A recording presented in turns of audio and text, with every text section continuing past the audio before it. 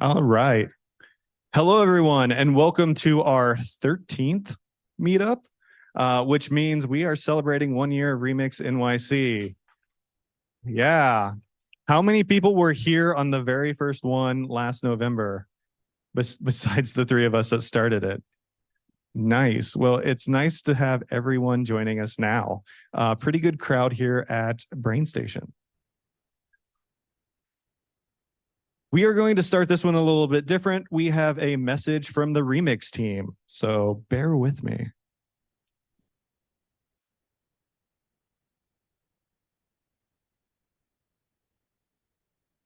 Remix NYC and Adrian, congratulations, everybody, on the 1 year anniversary of your meetup.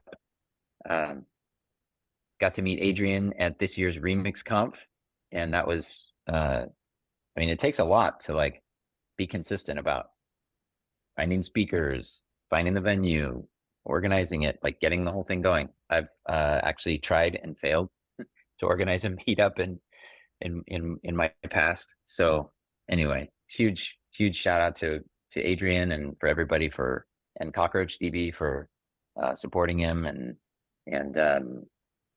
yeah, congrats and super excited to see kind of the community growing in New York City and around the world. So yeah, congrats.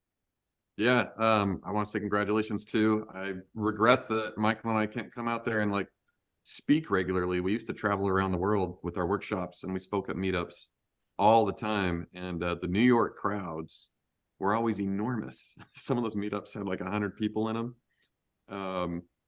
I wish I could be there with all of you right now and say thanks. Yeah, so we'll say it from the videos. Thank you.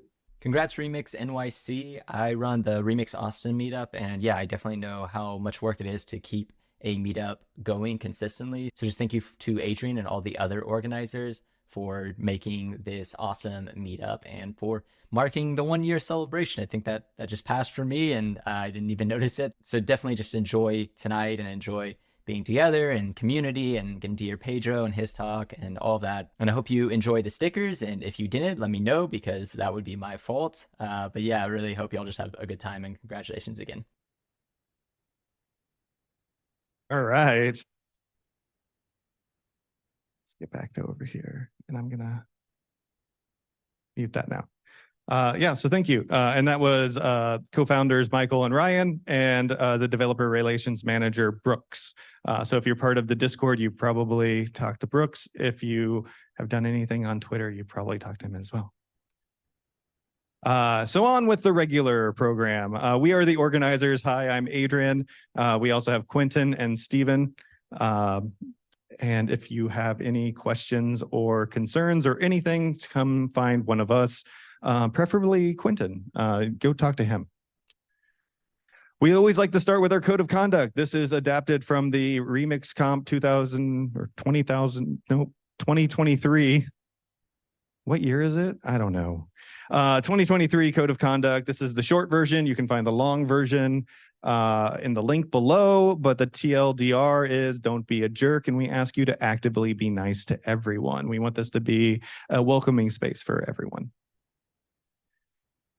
Community. So we spoke about the Discord. This is how you can join the Remix Discord, and you can find us under the NYC channel under Meetups. Also, we have Molton, which is a monthly email newsletter with the latest community news. And then also, I think Remix just put out their own newsletter, so I need to update this slide. One thing that we wanted to start doing is a community spotlight. And so there's a lot of people who help make Remix great by putting out lots of content. So for this meetup, we chose Jacob Paris. Here is all of his information. You've probably heard me talk about his different blog posts of how I learned to do one thing or another. But here's some information about him. I think it's cool that he's a digital nomad and he snowboards in Thailand. I don't know. Can you do that? And then also he's the curator for Molton, so definitely sign up for that. But hopefully we'll have more of these community spotlights going forward, so you can learn about some of the cool members of Remix and what they're doing. We do have a YouTube channel. We are streaming live right now. Hello, Internet.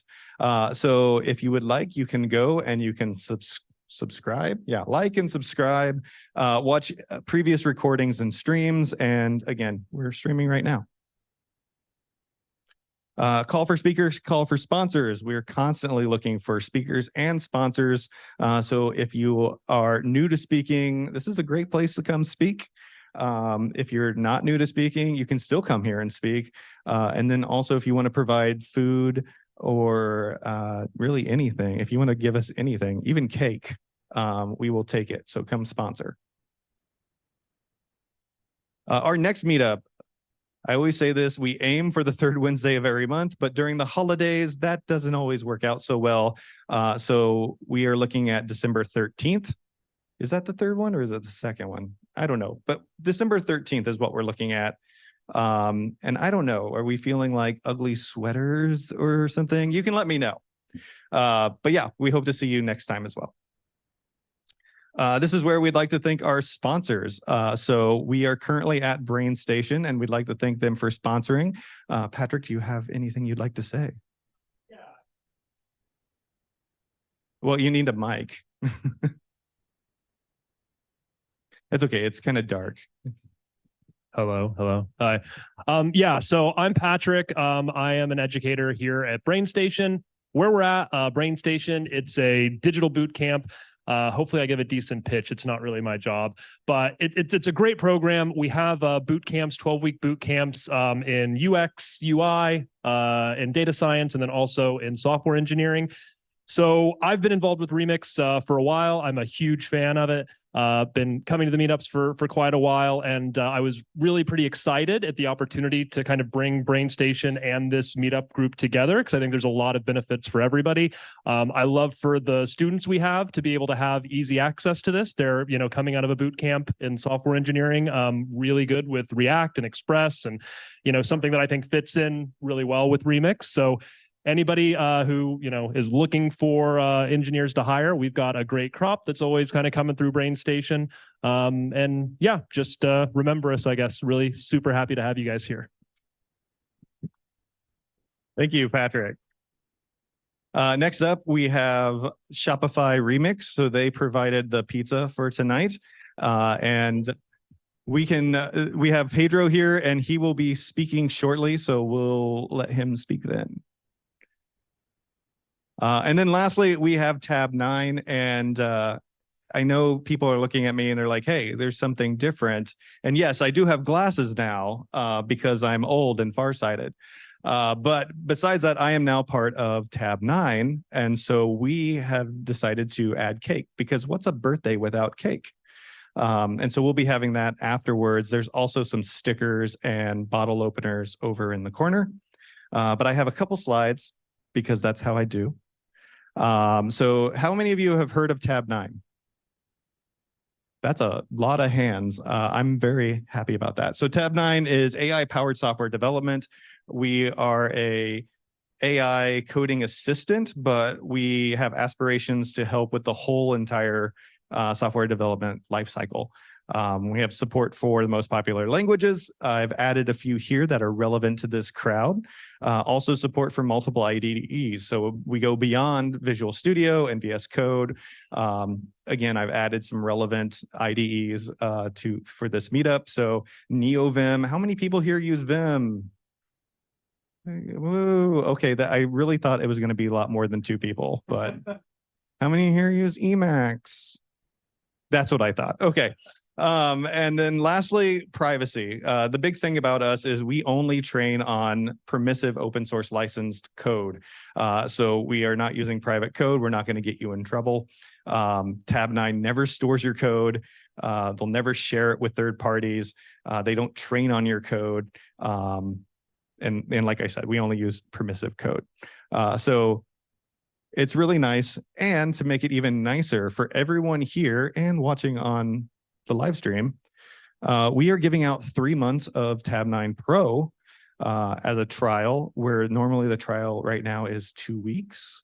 So if you're interested in trying out tab 9, here is the QR code. And then also that's if you don't want to like copy the QR code now, that's the code to get it. It's pretty cool. I've been using it even like before I started. And I think the big aha moment for me was, how many of you do like the meta function on like every page to do the open graph tags? It really like sunk in for me whenever I started to type it, and it just filled in like all 20 properties for me, and it was correct. And I was like, great, I can move on and do something that I want to do. And so that leads us to quick pitches. So this is something we do here where we give you time and space to share if you're looking for a job, if you're hiring, if you have a library or a project that you need collaborators on, or something else. This is when we give you time. We have Quentin here with a microphone. If anyone has a quick pitch, raise your hand. We got Wayne. I'll shoot my shot. Hey everyone, I'm Wayne. I'm a software engineer. Right now transitioning over to developer advocacy. And of course, I'm looking for a job. So if you know of any opportunities in the front end web development space or dev advocacy, please let me know. I work in JavaScript and React. Thank you. Anyone else? Yeah. Hey everyone, I'm Pat. I'm a full stack engineer with about 9 years experience. Been doing React, TypeScript for a number of years, Ruby on Rails as a backend. Been playing around with Remix Run since like the summertime, I guess. So I've really been enjoying it. Looking for a job. So if any of you know anything. Awesome. I always like how we have like at least a couple people, because when I did this at other meetups, I had to like seed the crowd. Because like once you get like 1 or 2 people going, then like the rest of people like go. Hi. Hi, I'm Cheryl, everyone. So currently, as both of them said, I'm trying to find a job. In terms of my background salon, but I just left a job as a assistant professor in finance 1 or 2 months ago. So yeah, I've been in academia for a long time, but I think it's time for me to make a transition. It's like, what I feel is, if it's not now, then when? That's kind of how I feel. And I do data analytics and modeling for a couple of years, probably 5 to 10 years. So that's, again, my focus from now on. I like to really work on the data side. It's a very interesting area. But in any case, if you have an opportunity open, please let me know. I'm Cheryl. Thank you. Anyone else? Oh, we got one. I'm Tyler, also making a career transition into front-end development. Big on React right now. I'm working on some cool projects for my friends and family at the moment, which I'm excited to finish up, and looking for a job. So let me know. I have some business cards I just made. I'm pretty excited about those. So if you want one, I have one for you as well. Awesome.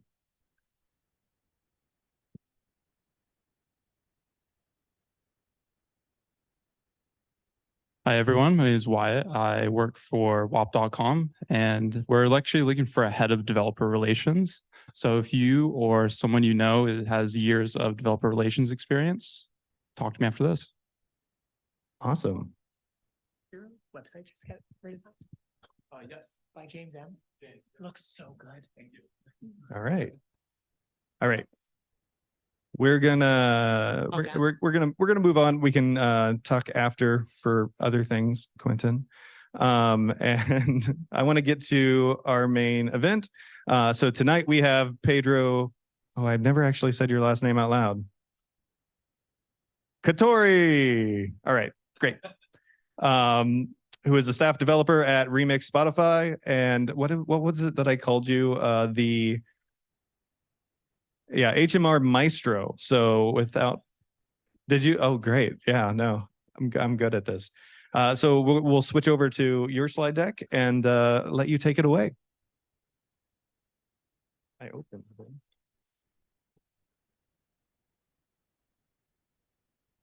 Okay.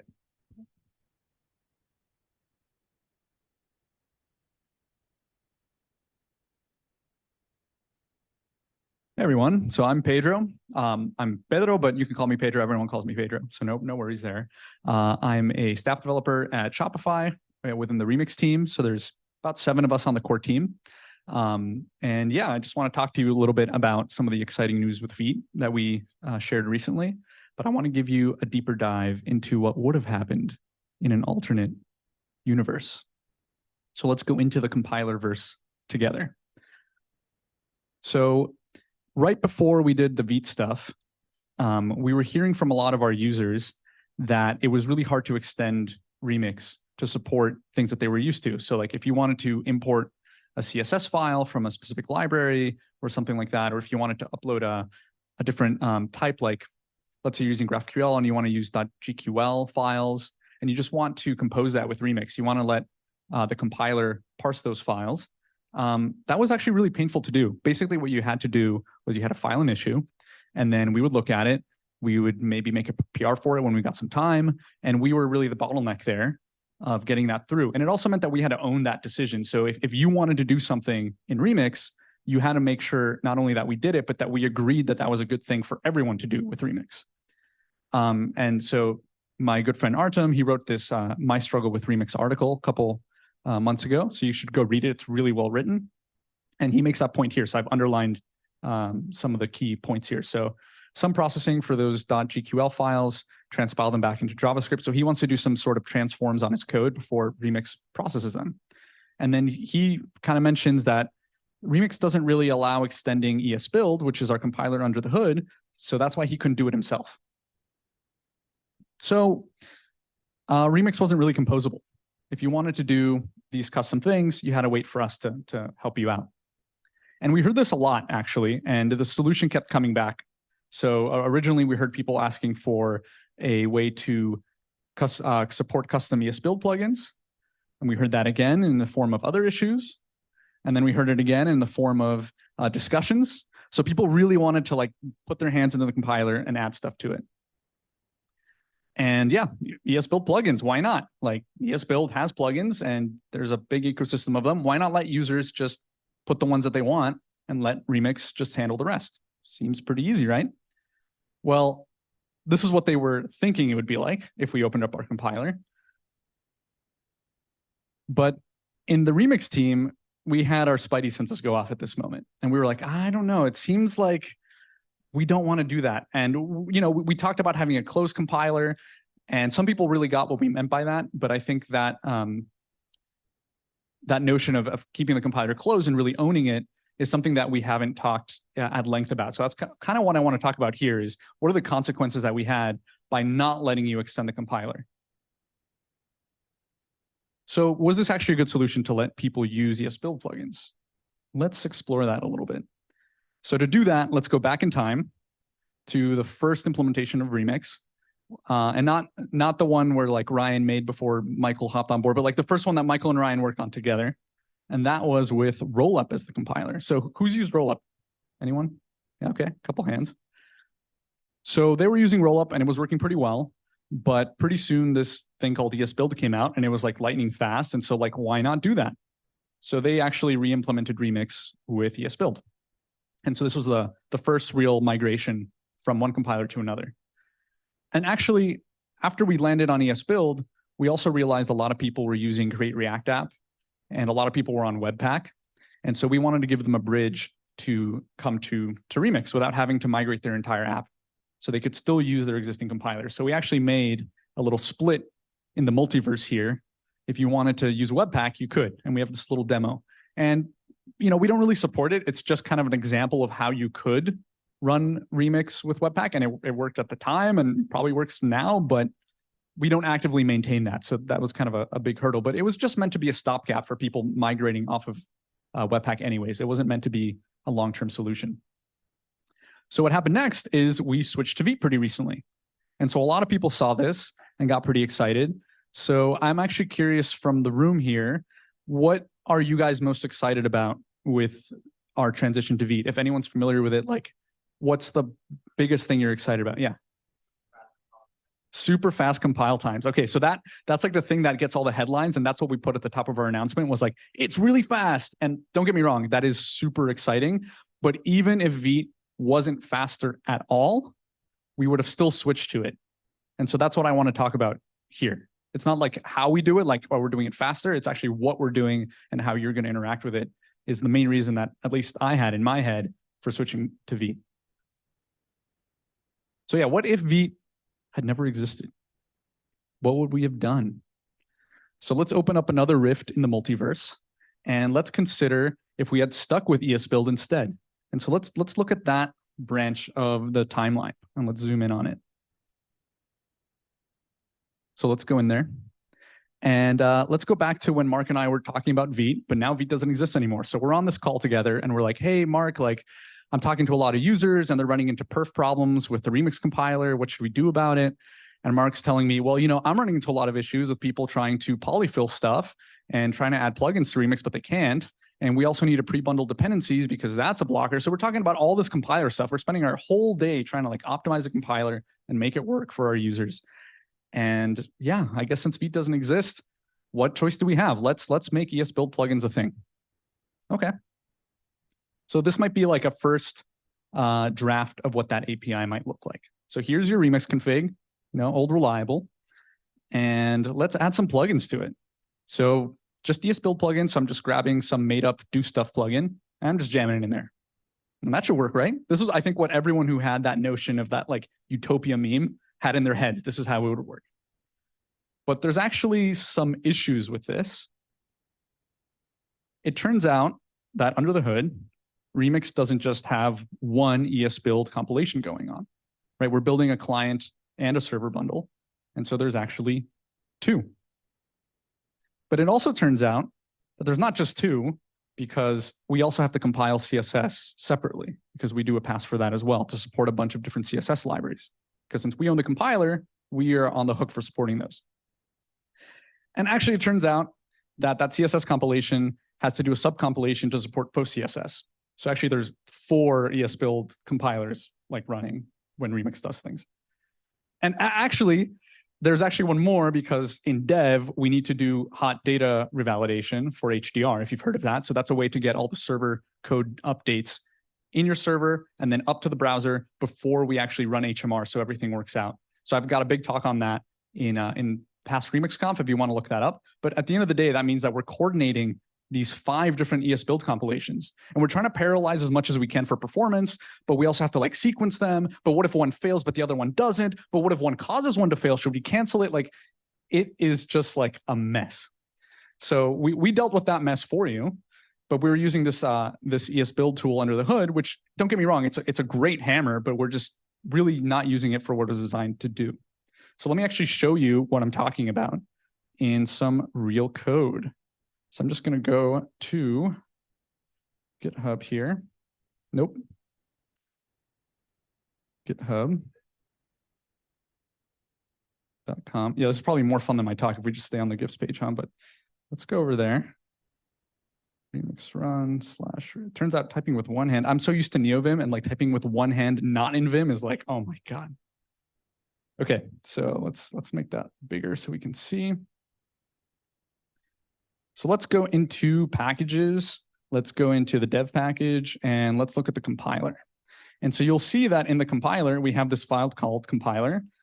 But then if you look at compiler, we're grabbing things from the CSS subcompiler, the JavaScript, which is like the client side subcompiler, the server subcompiler, and we're orchestrating a bunch of stuff there, right? So here's a bunch of code that we're just doing to make sure all those little yellow circles are behaving correctly. So we have to handle things like canceling them if one of them fails or not. And we have to make sure that we do all of the writes atomically at the end of the compilation process. Like, you don't have to, I don't want you to understand this code because I don't want to understand this code. Like, I don't want to own this code or work on it anymore, right? That's kind of the main takeaway. So it works well, don't get me wrong. Like, we tested, it works, and we're pretty happy and proud of what we did here. But Remix didn't come to be a compiler exploration project, right? We want to build better web apps and better websites. and the compiler is just a means to an end there.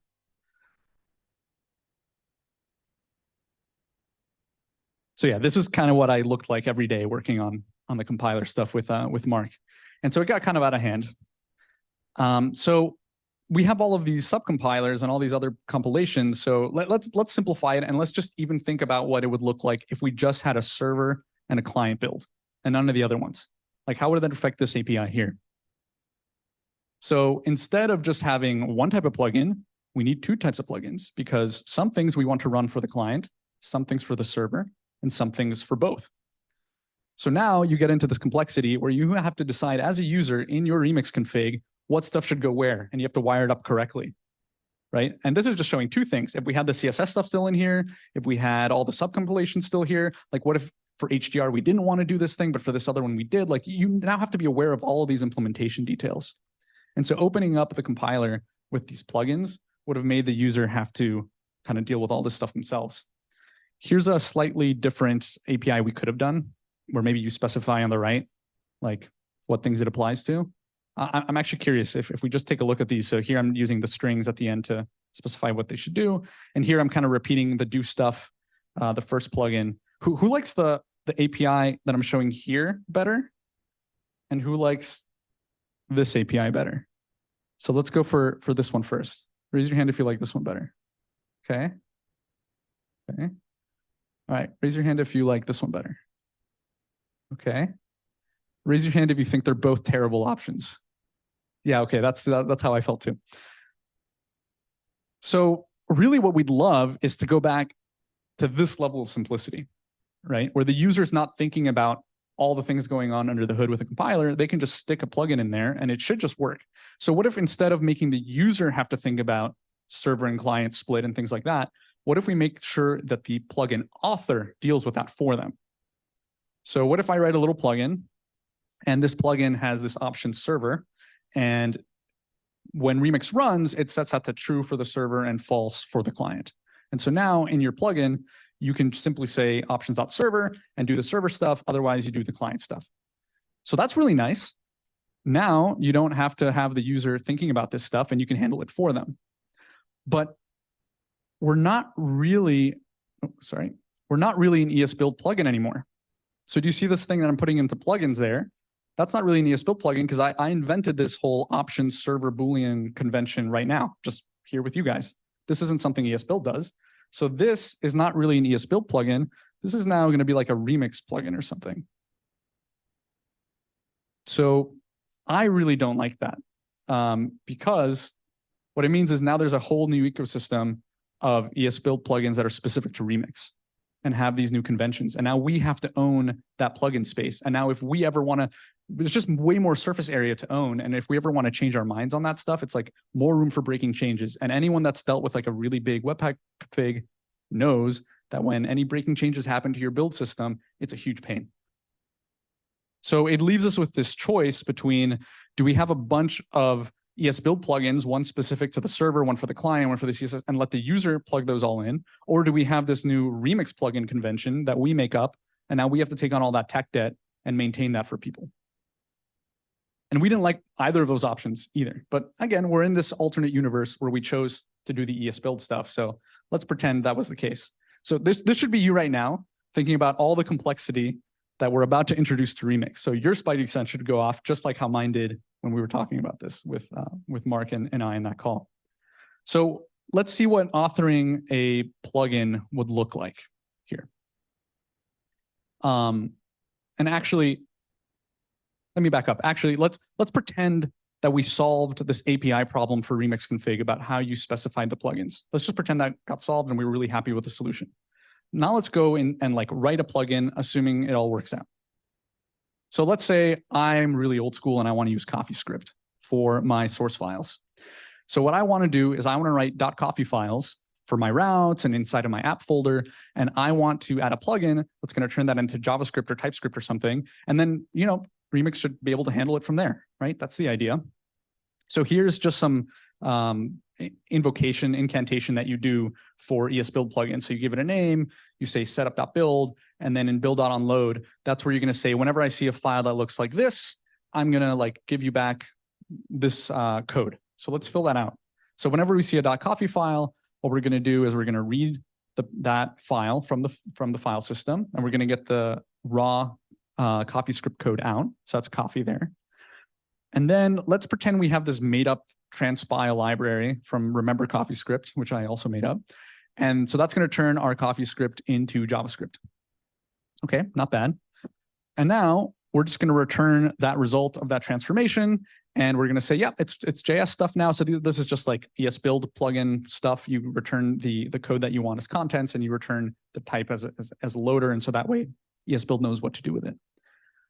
So again, this is, I think, where people thought it would be just this easy to get things to work. This is just me trying to run a transformation on my code before it gets to Remix.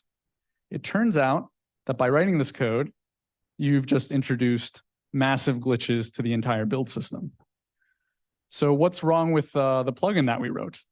Well, actually, let me show you an example in real code again. So if we go back to Remix Dev, and let's go to the compiler, and let's go to CSS, plugins. Actually, it's probably under all plugins here. Yeah, side effect imports. Yeah, okay. So here's a plugin that we wrote to support importing CSS files, not like import href from CSS file, just import CSS file, right? And it should just like put the styles on the page somehow. Like that's something people even in Vite do. So like, what if we could do that? So here we're adding support for just understanding what that means in Remix. And you can see that there's a bunch of complex stuff going on, but down here, right here, where we're computing the contents that we're going to return from our plugin, we're calling HMR things inside of this like CSS file for JavaScript things, right? So like if you look here, we're processing JavaScript files. We're calling like, why are we doing all this JavaScripty HMR things inside of the CSS plugin? Like, why can't we just like separate those two things? And it turns out this is like a property of the ESBuild plugin system, is that there's not really a good way to pipeline your transformations. So this right here, when you return contents, what ESBuild says is, okay, you return JavaScript as contents. I'm never, ever going to let any other plugins process that JavaScript again. That's the end of it. So again, it'd be really nice if Remix would take over here and parse that JavaScript file, but it doesn't. ESBuild is just done with it. So you can read about it in the docs here. If you return without providing the contents of the module, then it gets passed on. But if you provide the contents property, it doesn't pass on. So you can't build these transformation pipelines that are just like supernatural. If you've ever worked with Webpack or Rollup, you know what this is all about, right? You write a transformation, you write another one, you chain them together, you chain them, and at the end of the day, at the end of that chain, you get the code you want. But here, the chain is only one link long, so you can't do that. Yep, so this pipelining does not work in ESBuild. I mean, we could get around this. Like I could make up some API where Remix now has like a pipeline function, which basically says, hey, if you tell me what file type this is and whether it's a server or client thing, I'll make sure to like run all the other transformations on the code, and then you can return it, right? But it's just like, man, again, like my Spidey senses are going off. Like I'm just introducing more and more API and like more ways of doing things that are non-standard just to work around the limitations of the tool that we're using. So yeah, Spidey sense is definitely going off at that complexity. So let's look at the difference between that, you know, where we thought it would be a utopia, and what it actually is if we had stayed with ESBuild and opened up the compiler, which is a little bit more like this. It's the darkest timeline. So I'm really glad that we didn't open up the compiler, because right now, even if we had done that and then switched to Vite, even if we had done that, like right now you'd have a bunch of ESBuild plugins that you'd have to figure out how you get those to run in Vite also. And that would be a huge migration pain too. So yeah, we didn't do that and we stuck with Vite. And like I said, ESBuild is really, really good at what it does. Like if you've got code and you need to transform it to other code, or you need to bundle it, it is ripping fast at that. And it's actually a really nice API, but it's not designed for building these multi-compilation pipelines. And pretty much any modern JavaScript framework that needs to do SSR is going to try to do server stuff. It's going to try to do client stuff. It needs a way to respond to CSS. So like, you're not going to get by with just one compilation. And yeah, it's great. And Vite actually uses ESBuild under the hood. It just is adding that, it's adding a layer that understands all the concerns that actual front-end frameworks have. So it's not really the same category. Like I hear a lot of people say, like, oh, we're switching bundlers or we're switching compilers. Like we went from Webpack or we went from Rollup and now we're using Vite. And it's like I'm swapping out the same thing. But it's not in the same category at all. Like the way we think about it is like there are bundlers that, like I said, take some inputs and then bundle them or transpile them. And there's Vite, which is in my mind right now, the only bundler or compiler, if you want to call it that, the only front-end tool that understands actual applications fully, right? It understands that some things happen on the server, some things don't. So you only have to write like one plugin and it's going to be able to handle that. So let's talk about that a little bit. So yeah, Vite is actually designed for building frameworks, and it really shows when you use it.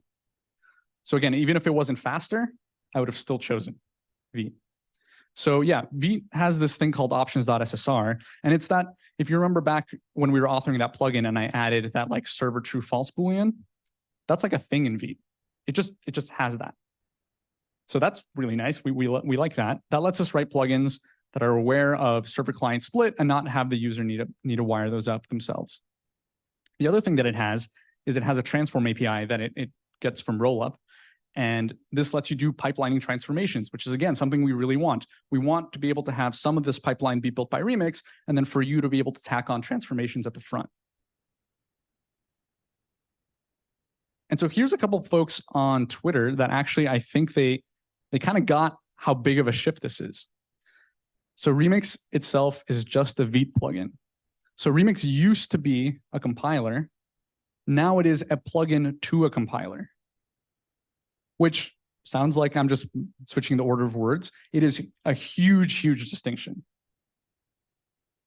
So I'm happy to talk about this at length with anyone who wants to, but it just means like we're way more composable. You can stick things in front or in the back, or you can decide not to run Remix and then add it in later because you're already running Vite. So if you imagine like you have a SPA running with React Router and it's using Vite, and all the conventions are the same, in theory, you should be able to just tack in a Remix plugin in there and suddenly you've got Remix running. Just like that. That would be amazing. So that's what we're working on as well, is trying to make that migration path from React Router to Remix as smooth as it can be. And, I think there's a reason why all these frameworks are using Vite. And, admittedly, we're the latest to the party here. But it's because, like I said, it's really designed for building frameworks. So in my mind, I don't know if any of you have, who's here seen the Into the Spider-Verse movies? Anyone? Okay. So maybe you guys will get my reference then. I think switching to Vite as a framework is a canon event. Like all the frameworks go through it. And so I think some of them got lucky where they just started with it because, Vite just existed when they were getting started. For us, it wasn't like that. Like you saw that timeline earlier, we started with Rollup and then ESBuild and only recently got to Vite. And if you want to hear more about like why we took longer to switch to Vite, our announcement post has a timeline that explains that. So I'm hoping to give you kind of like all sides of the story. Like, why did we move off of ESBuild is the story I'm telling here. Why did we move on to Vite and why did it take until now is the story that's told in the announcement blog post. So if you want kind of the complete picture, you'll need to look at both of those things. And yeah, that's all I got. So if you want to talk to me about compilers or Remix or Vite or anything like that, super excited to talk to you about that. I'm happy to jump into more code with anyone personally, because I know some of the stuff is kind of dense, like compilers is kind of like really, really down there in terms of abstraction. But yeah, I just wanted to kind of summarizing, just say that like we're really happy with Vite, and it's not just another bundler. That's kind of the point I want you guys to take home, is that it's built for building frameworks, and it really shows. Thank you.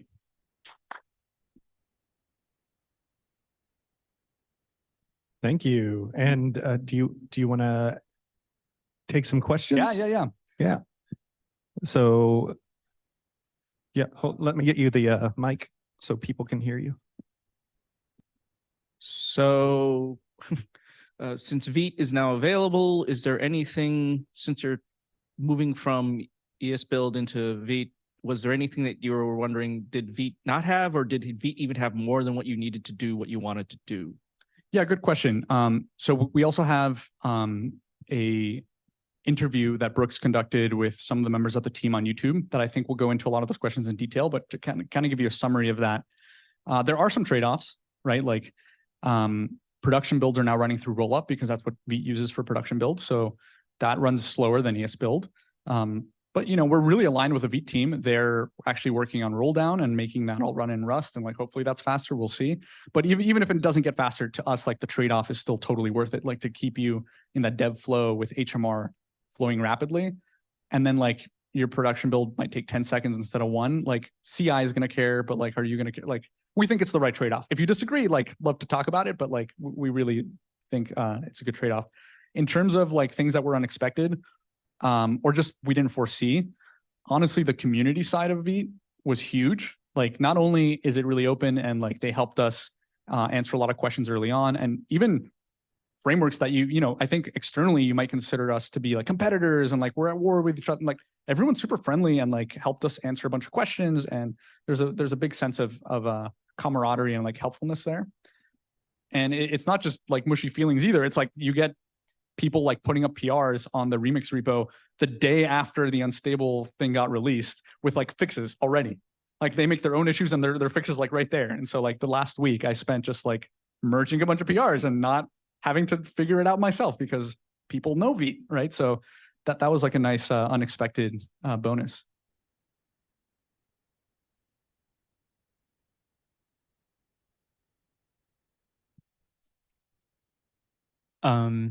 Making that transition from ES Build to Vite, like what were some, I don't know, well, whatever. What were some like worries about like, is this going to work? Like that like kind of compatibility with Remix and Vite? Like were there concerns about making that shift to begin with? And if so, what were they? Yeah, totally. Like one thing that we've always tried to do is let you own your own architecture. And that means like you get to choose where you deploy, you get to choose if you want to own the server and how much of it you own. And so like one big thing that sticks out there is Vite runs on Node. It does not run on Worker D, which is what Cloudflare uses. And it doesn't run on, well, now it runs on Dino through NPM compatibility. But originally when we looked at Vite like the first time, it wasn't running on Dino either. Bun didn't exist when we were like looking at this the first time. So that was actually like a big thing. We don't currently support Cloudflare in unstable, but that is literally the next thing I'm working on. And we aren't shipping Vite as stable until there's Cloudflare support. So that's something that we kind of knew was going to be a little bit of a challenge. But we're feeling really good about it, actually. We're talking directly with the Cloudflare core team. They actually already put up like a little sample. They forked the repo and like added like an adapter for Cloudflare, and it's been super nice. I think the other things, kind of philosophically, one thing that was challenging is Remix started out being super prescriptive, right? Like we wanted to kind of guide people on the happy path that we liked, right? But there are reasonable people that disagree with our happy path. Not everyone likes Tailwind, right? Like that's a really easy one, right? And so people want to use their own CSS solution.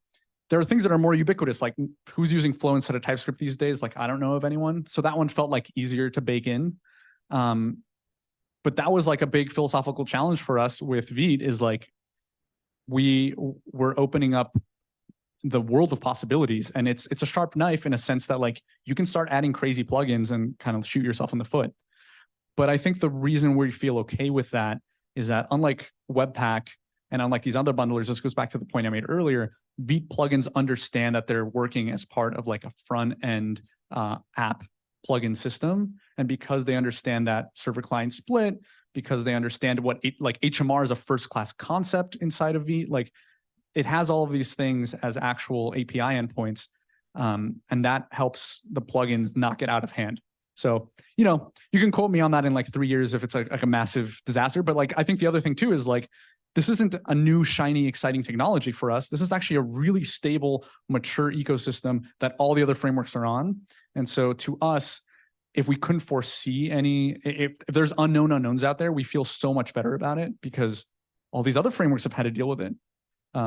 Yeah. So just real quick. So would you consider that then like a philosophy change on the end of Remix, like design wise, where it's like, let's pull off a little bit from the level of prescriptiveness that we apply to like, our path forward. Like in the future, well, I guess what I'm asking is like future features and stuff for Remix that agnosticism going to be kind of more of a prominent, I guess, more of a prominent feature? I think what we're like going towards is there are parts that are core to Remix and we're doubling down on those, and there are parts that are really not part of Remix, right? Like the CSS stuff is something where like the community has kind of already decided how it wants to do CSS, right? In all other frameworks that use Vite, or even the ones that don't, you can just import a .css file and it works, right? And like Remix was pretty against that conceptually up front. And I think we're just picking our battles a little more carefully. So I think yes, like it has changed a little bit. But again, I think going back to like, if now that we're not a compiler, it also takes that burden off of us. Now that we're a plugin, we're giving you kind of like the tools to make your own decisions there. So I think really the reason was to get a really great developer experience when Remix was first made. Like there wasn't really another choice but to own the compiler, because the Vite didn't exist. And like I said, it's a category of one. That's the only bundler in my view for building frameworks like out of the box. And so there wasn't another way to do it. So I'm not sure if that answers that directly, but I think like, Oh yeah, it does. Yeah. yeah, okay. Vite truly is built different. Yeah, exactly. That's a I good way to believe say that. it. I love Vite with Yeah. my heart and soul. Yeah. Unironically, I use it every day. Thank you. And there's nothing stopping like a competitor of Vite from emerging and doing the same thing, but I just haven't seen it. So Can you share some of the challenges with Cloudflare and what the time frame might be? And also, can you sort of high level outline how this all works with Wrangler kicking things off locally? yeah, so take this with a grain of salt, because I'm not like a huge Cloudflare expert, but I know enough to do what I need to do. And I'm working with I've talked to the Cloudflare team directly, but I might be like paraphrasing something incorrectly. So if that's the case, I'll see if maybe the Cloudflare core team can correct me. But my understanding is basically that in Cloudflare, with Miniflare and Wrangler v2, there was kind of like a simulation layer for Cloudflare that ran in Node. And so a lot of frameworks like Svelte, for example, or pretty much Solid or any of these other frameworks were using that to run their entire dev experience in Node, and they would emulate all the Cloudflare stuff inside of this little like Wrangler or Miniflare environment that was still running Node. Now that's no longer the case. Now they've rebuilt Miniflare and Wrangler on Workerd, which is a non-Node runtime for JavaScript. And that's where the challenge comes from. Because you can't just do a normal like import a JavaScript function and ask Cloudflare to do something from within Vite. It has to actually cross processes, right? It has to go from Node to Workerd and sometimes back. So that's where the challenge is. The solution in the short term is the Cloudflare core team is helping us do exactly the same solution, or as close to it as we can, that they did for Next, which is that you'll be able to import this little like Cloudflare thing in Node, and under the hood, whenever you access any of its properties or call things on it, it will like implicitly proxy things to a Workerd process, get those back, and like report it to you. So it's like a little proxy object that helps communicate with Workerd. It's not the solution we ultimately want to end up in, but that is like the best option that's available today. And so that's, I think, what we're going to ship with for stable. And then we're working with a Cloudflare core team to even make that better. And so we want to get that handoff between the Workerd process and the Node process, between Vite and like the Cloudflare code, to be as seamless as possible, and let Vite handle all the client assets. But then when the server stuff has to happen, like when you hit a loader or an action, or you're trying to do an SSR render for the initial load, like we should be able to on-demand compile that with Vite, but then let Workerd actually execute that code. Right now, Vite implicitly compiles and executes the code. So we need a way to tell Vite, don't execute it, just compile it, let this other process execute it. So there's a bit of a challenge there. But like I said, I think we'll have best-in-class Cloudflare support with what we're doing in the short term. And let's make that best of class even better, And I think one of the nice things here is if we do that, it'll help all the other frameworks. If the other frameworks do it before us, that's great. That helps us. Like, it's not really a race. We're all, it's like a rising tide for all boats here. So that's really nice.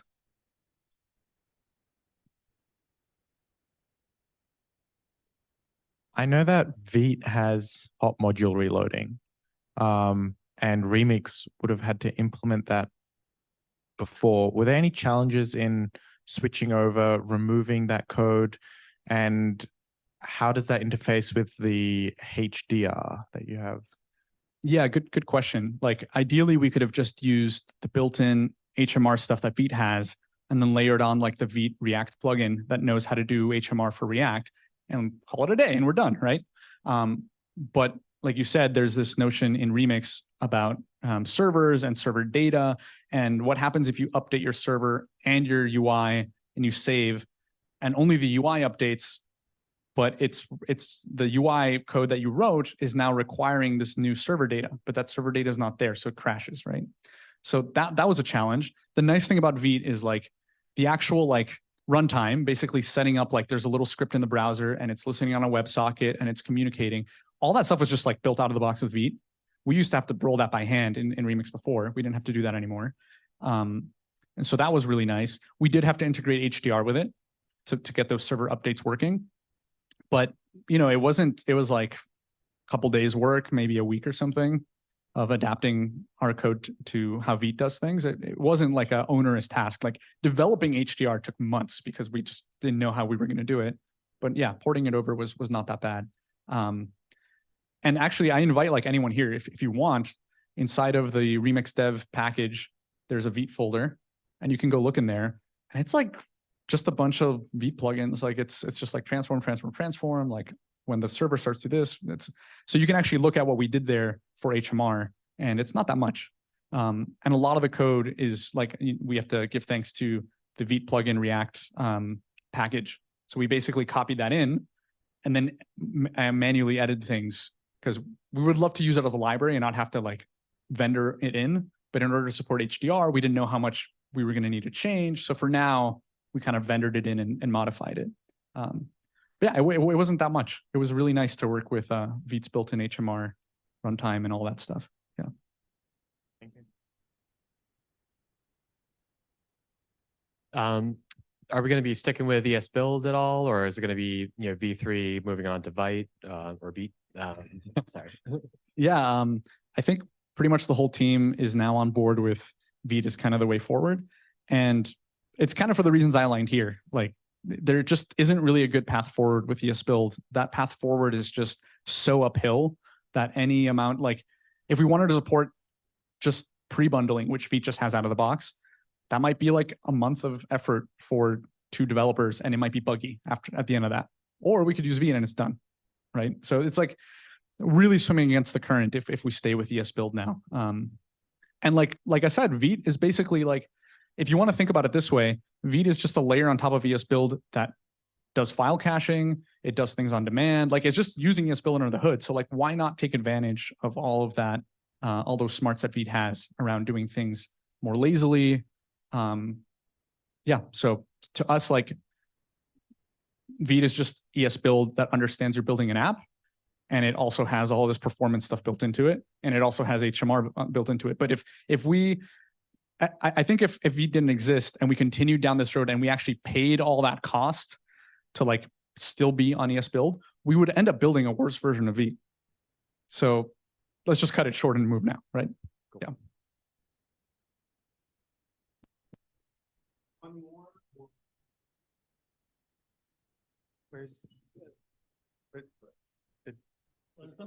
Okay. Who's got the better question? Hey, thanks for the talk. So I'm not super familiar with Solid and Svelte. My impression is like Svelte is kind of an alternative to React, and Svelte Kit is more like Remix or Next. But if these are all built on Vite, could we see a convergence where you could use Svelte or Solid components inside a Remix app? Yeah. So actually, I think Jay Larkey on Twitter is his handle. He already found a way to like embed Remix in Astro because it's running on Vite. So like you can have an Astro app and then like part of it's Remix and it just works. So yeah, that happened less than 24 hours after we released Unstable. Like it's insane. So yeah, there's definitely ways that you could do that. And honestly, like we've been internally kind of discussing, like for a long time, we've been agnostic as to the render. Like we've had Remix run React as its own library. Right now, there's a proposal on the team to like not be agnostic anymore and kind of lean into React. Why? Because like a bunch of the HMR stuff that you guys love is specific to React. if we support RSC components, RSC, React Server components, like that's also like specific to React. So like, and I think to answer your question, it's like, I think a lot of the ideas are converging. So if you wanted to do remix-like things in Solid starts pretty close to just a remix in Solid, right? And like Svelte is actually pretty close to like a remix in Svelte, Svelte Kit is very close to that, right? So I think it's really nice that we're getting this convergence. And so we're feeling less of a need to be render agnostic. That's just a proposal. We're not saying it's going to happen, but that's kind of where the team's leaning right now. So yeah. All right. Once again, thank you, Pedro.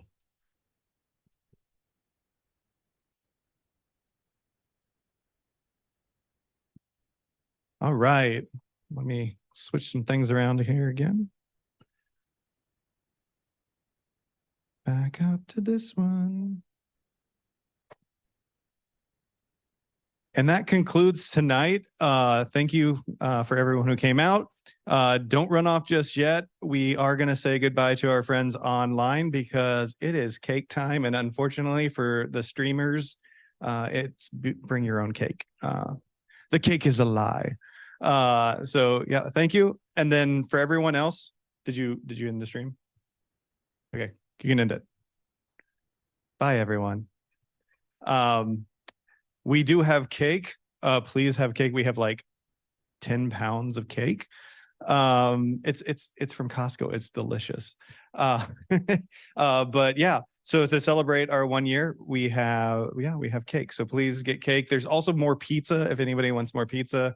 If somebody wants to like, I don't know, take home a whole pizza, you can do that as well. But yeah, so please go see Quentin over on the side.